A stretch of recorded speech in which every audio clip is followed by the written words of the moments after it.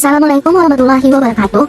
Baiklah, saya Putri Deni Sausan, Galendeng 2520-030022 akan mempresentasikan artikel studi Islam komprehensif saya yang berjudul Aliran Pemikiran Klasik dan Filsafat Islam, Analisis Historis, Filosofis, dan Relevansi Kontemporer, dengan dosen pengampu yaitu Bapak Profesor Dr. Mukhlis Bahar, LC MLG, dan juga Bapak Dr. Zulhadi MLG.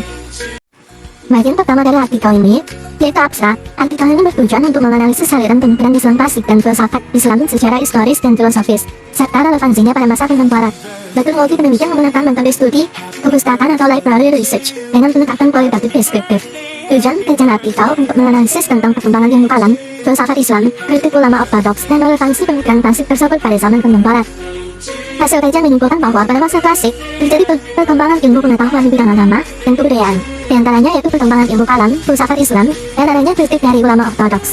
Pada era kontemporer terjadi pergeseran nilai-nilai yang dipandang penting, seperti pula pluralisme, demokrasi, dan hak asasi manusia. Hal ini memunculkan tantangan bagi aliran pemikiran klasik seperti ilmu kalam dan filsafat Islam dalam mempertahankan eksistensinya sebagai panduan hidup. Penelitian ini mengumpulkan semua rekomendasi dari penelitian sebelumnya, yaitu untuk riset selanjutnya dapat mencari lebih banyak sumber referensi dari berbagai basis data, dan juga mengkaji tentang fenomenologi, etnografi, grounded theory, dan studi kasus yang berkaitan dengan aliran pemikiran klasik dan filsafat Islam. Dengan kata kunci pada artikel ini, yaitu aliran klasik, ilmu kalam, filsafat Islam, kritik ulama ortodoks, dan relevansi kontemporer. Selanjutnya masuk pada bagian pendahuluan. Artikel ini dilatar belakangi dengan sejarah perkembangan pemikiran Islam dibagi menjadi 3 periode, yaitu periode klasik, periode pertengahan, dan periode modern. Periode pertama adalah periode klasik pada tahun 650 sampai 1250 Masehi, yang dibagi dalam 2 fase, yaitu fase ekspansi, integrasi, dan puncak kemajuan pada tahun 650 sampai 1000 Masehi, dan fase disintegrasi pada tahun 1000 sampai 1250 Masehi. Pemikiran Islam merupakan hasil perpaduan antara normativitas dan historisitas. Pemikiran agama Islam merupakan hasil usaha intelektual muslim dalam mempertemukan wahyu sebagai sumber ajaran Islam dengan situasi dan kondisi tertentu atau perkembangan sejarah dalam kurun waktu tertentu. Dalam kajian yang lebih lanjut, telah dilakukan upaya bagaimana mengambil relevansi dan sumbangan serta kesinambungan intelektualisme masa lalu untuk dikaitkan dengan problem umat Islam saat ini.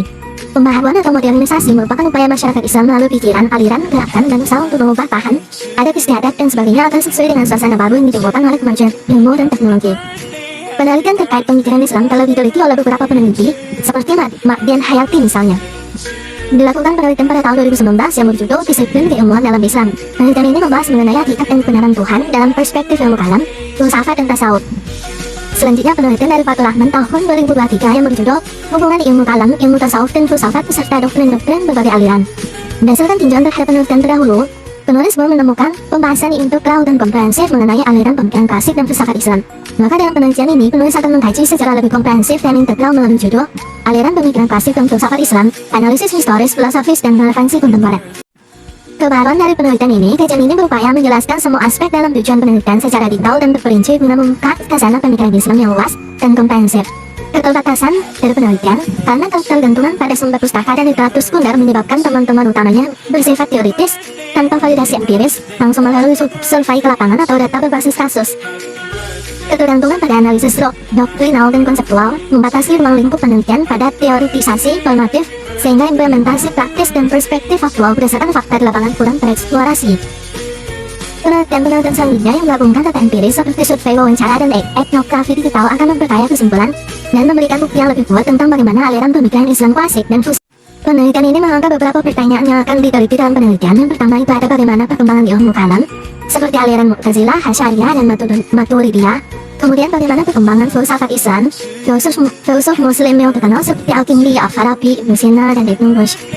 Dan bagaimana kritik ulama ortodoks seperti Al-Ghazali dan Ibn Taymiyah. Serta bagaimana relevansi pemikiran klasik tersebut pada zaman kontemporer ini. Tinjauan pustaka yang berkaitan dengan teori pada artikel ini, yang pertama itu periode klasik. Periode klasik terjadi pada tahun 650 sampai 1250 Masehi, merupakan zaman kemajuan Islam yang dibagi dalam 2 fase. Yang pertama yaitu fase kemajuan Islam 1 pada tahun 650 sampai 1000 Masehi, dan fase disintegrasi pada tahun 1000 sampai 1250 Masehi. Kemudian adalah aliran pemikiran klasik. Ilmu kalam dan filsafat merupakan 2 cabang ilmuwan yang memiliki peran penting dalam tradisi intelektual Islam. Ilmu kalam sering disebut sebagai teologi Islam, berfungsi untuk memahami, mempertahankan, dan menjelaskan doktrin keimanan berdasarkan Al-Quran dan hadis. Kemudian ada filsafat Islam. Islam mulai menjajaki filsafat pada abad ke-8 Masehi atau ke-2 Awal mula filsafat masuk dalam ilmu Islam ketika masa dinasti Abbasiyah, tepatnya pada masa kekhalifahan Al-Ma'mun, di mana terjadi penerjemahan dalam masalah dari ayat-ayat filsafat Yunani. Kemudian, relevansi kontemporer. Pada era kontemporer terjadi pergeseran nilai-nilai yang dipandang penting seperti pluralisme dan demokrasi dan hak asasi manusia. Hal ini memunculkan tantangan bagi berbagai cabang ilmu yang lainnya adalah kalam dan filsafat dalam mempertahankan eksistensinya sebagai panduan hidup. Metode penelitian ini menggunakan metode studi perpustakaan atau library research dengan pendekatan kualitatif deskriptif. Teknik pengumpulan data menggunakan studi pustaka, yaitu mengumpulkan data yang relevan melalui berbagai sumber dan menganalisisnya untuk memperoleh kajian teori yang jelas dan terpercaya. Tujuan artikel ini adalah untuk menganalisis perkembangan ilmu kalam, filsafat Islam, kritik ulama ortodoks, dan relevansi pemikiran klasik pada zaman kontemporer ini.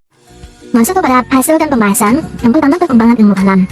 Ada beberapa aliran dalam ilmu kalam. Yang pertama ada aliran Mu'tazilah. Mu'tazilah adalah sebuah aliran pemikiran yang meyakini bahwa manusia memiliki kebebasan untuk bertindak sesuai kehendaknya sendiri. Kemudian ada aliran Asy'ariyah. Asy'ariyah adalah ideologi yang diajukan oleh Abu Hasan al-Asy'ari, seorang sahabat Nabi Muhammad. Kelompok Asy'ariyah muncul sebagai respons terhadap Mu'tazilah yang tidak memuaskan dan dikritik. Menurut ideologi Asy'ari, terdapat perbedaan antara Zatullah atau hakikat Allah dan sifat-sifat Allah. Kemudian aliran Maturidiyah, sebuah aliran yang memiliki kesamaan dengan al-Asy'ariyah, adalah mazhab al-Maturidiyah. Aliran ini berhubungan dengan Imam Maturidi. Sistem pemikiran al-Maturidi tidak terlepas dari al-Asy'ari dan Mu'tazilah, karena konteks zamannya sangat penting dan hidup pada periode yang sama, dan memiliki tujuan yang serupa, yaitu menanggapi dan menentang gerakan Mu'tazilah. Kemudian perkembangan filsafat Islam. Ada beberapa filsuf Muslim yang terkenal seperti ada Al-Kindi. Al-Kindi diakui sebagai filsuf Muslim pertama yang berperan penting dalam mengintegrasikan pemikiran Yunani ke dalam tradisi Islam. Kemudian Al-Farabi. Al-Farabi adalah salah satu tokoh paling berpengaruh dalam sejarah filsafat Islam yang dikenal dan karena kemampuannya mengintegrasikan pemikiran Yunani dengan ajaran Islam. Kemudian Ibnu Sina atau Avicenna adalah salah satu filsuf dan ilmuwan terkemuka dalam sejarah Islam yang dikenal karena karya-karyanya yang komprehensif di berbagai bidang pengetahuan. Dan juga ada Ibnu Rushd. Ibnu Rushd merupakan seorang filsuf Muslim terkemuka yang dikenal karena upayanya mengintegrasikan logika Aristoteles dengan ajaran Islam. Kemudian ada kritik ulama ortodoks seperti Al-Ghazali dan Ibnu Taimiyah. Al-Ghazali melalui karyanya Tahafut al-Falasifah. Al-Ghazali kemudian mengkritik para filsuf seperti Ibnu Sina dan Al-Farabi. Dalam kitab itu tentu tidak semua aspek filsafat yang dikritik, hanya beberapa bagian yang dianggap telah menyimpang dari akidah Islam, yaitu tentang pengetahuan Tuhan, kekadiman alam, dan kebangkitan di hari akhir. Kemudian Al-Ghazali mengklaim tidak sah dalam mencari kebenaran tanpa tasawuf. Tasawuf itu sendiri adalah proses penyucian kalbu, karena pengetahuan yang suci tidak akan menempati tempat yang kotor.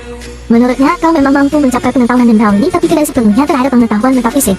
Kemudian Ibnu Taimiyah.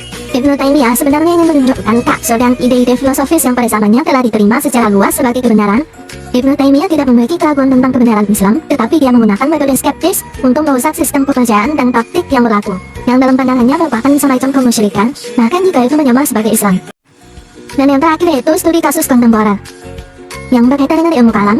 Di tengah kemajuan teknologi seperti bioteknologi, kecerdasan buatan, dan genetika, banyak isu-isu baru yang belum dijawab oleh doktrin tradisional dalam kalam. Misalnya, bagaimana Islam memandang isu-isu seperti aborsi, eutanasia, dan rekayasa genetik. Ilmu kalam perlu merumuskan ulang pandangan-pandangan ini dalam konteks perkembangan zaman, yang tidak hanya bergantung pada teks-teks agama, tetapi juga ada pada prinsip-prinsip kemanusiaan dan keadilan. Kemudian pada filsafat Islam, dalam konteks kontemporer, banyak ilmuwan dan intelektual yang mencoba memadukan pemikiran filsafat dengan ajaran Islam dalam rangka menciptakan solusi bagi tantangan zaman. Misalnya, dalam kajian filsafat teknologi, pertanyaan tentang dampak teknologi terhadap kehidupan manusia, etika penggunaan teknologi, dan bahkan potensi kecerdasan buatan AI dapat dipertimbangkan dari perspektif agama dan filsafat. Kesimpulan, pemikiran Islam merupakan hasil perpaduan antara normativitas dengan historisitas. Pemikiran Islam dari para pemikir Muslim, baik individu atau kelompok, merupakan hasil usaha intelektual Muslim dalam mempertemukan wahyu sebagai sumber ajaran Islam dengan situasi dan kondisi tertentu atau perkembangan sejarah dalam kurun waktu tertentu. Dalam kajian yang lebih lanjut, telah dilakukan upaya bagaimana mengenal relevansi dan semangat serta kesinambungan intelektualisme masa lalu untuk dikaitkan dengan problem kaum Muslim saat ini. Dapat dikatakan bahwa pemikiran agama Islam serta konsep yang terkait di dalamnya tidak bisa dilepaskan sama sekali dari perubahan sejarah yang mengitarinya. Pemikiran dalam Islam lahir jauh sesudah munculnya Islam setelah melalui proses sejarah yang panjang. Baiklah, cukup sekian presentasi dari saya. Mohon maaf apabila ada kesalahan kata. Saya akhiri dengan Assalamualaikum warahmatullahi wabarakatuh.